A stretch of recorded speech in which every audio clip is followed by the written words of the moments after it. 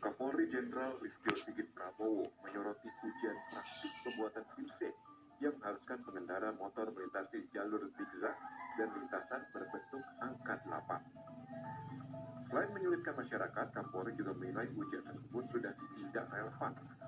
Pasalnya, hal itu mendorong calon pembuat SIM melakukan jalan pintas dengan menyogok oknum di lapangan.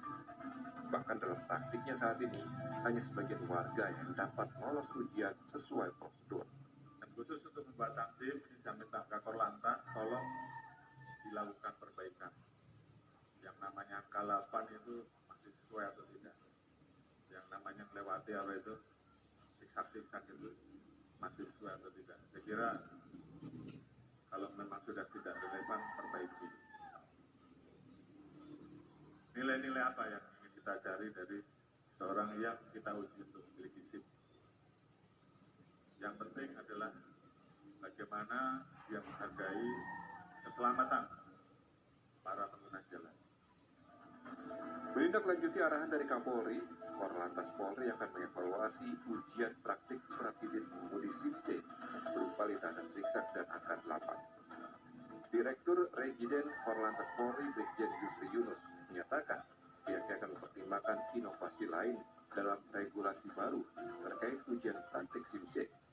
Dan kita akan mengkaji, mengevaluasi bentuk ujian praktek lagi, khususnya di angka 8 sama zigzag itu. Apakah masih relevan digunakan? Karena memang pada saat itu adalah sudah berdasarkan kajian, tapi kami akan mengkaji lagi dengan situasi sekarang ini.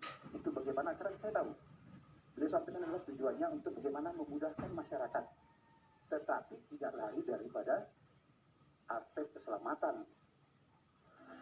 Sementara itu, Ketua Harian Kompolnas Benny Mamoto menyatakan aturan yang dibuat dalam ujian praktik pembuatan SIM saat ini telah dipertimbangkan agar pemilik SIM mahir dalam berkendara. Namun perlu dilakukan pengawasan ketat terhadap celah korupsi atau praktik menyogok demi mendapatkan SIM tanpa tes. Semua aturan ini dibikin, persyaratan dibikin, termasuk masalah tes psikologi, kesehatan dan sebagainya, semata-mata supaya orang yang memiliki SIM itu betul-betul layak untuk mengemudikan kendaraan.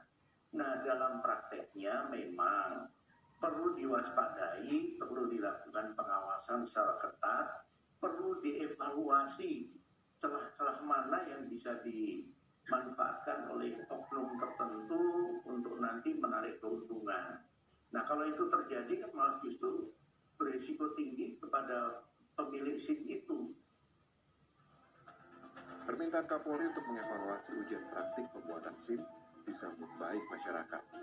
Mereka berharap evaluasi ini dapat mempermudah warga untuk mendapatkan SIM tanpa mengurangi aspek keselamatan berkendara. Menurut saya sih itu bagus ya dihilangin kayak gitu. Jadi memudahkan para pembuat SIM. Jadinya nggak terlalu sesusah ini kan, jadi untuk terutama ya buat ibu-ibu ya kan biasanya kesusahan tuh jalur yang kayak gitu zigzag terus yang lingkaran itu. Kalau itu dihilangin sih ya jadinya memudahkan buat para pembuat SIM baru. Ya itu tadi memudahkan orang untuk bikin SIM ya gitu kan. Jadi ya mudah lah buat orang, jadi nggak ribet lagi gitu.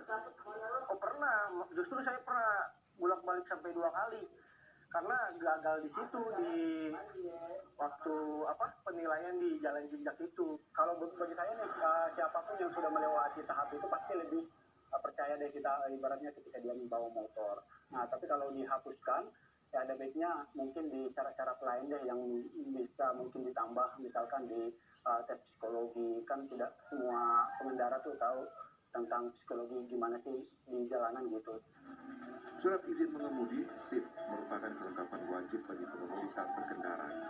Namun sulitnya mendapatkan SIM membuat sebagian masyarakat memilih jalur ilegal saat mengurus pembuatan SIM.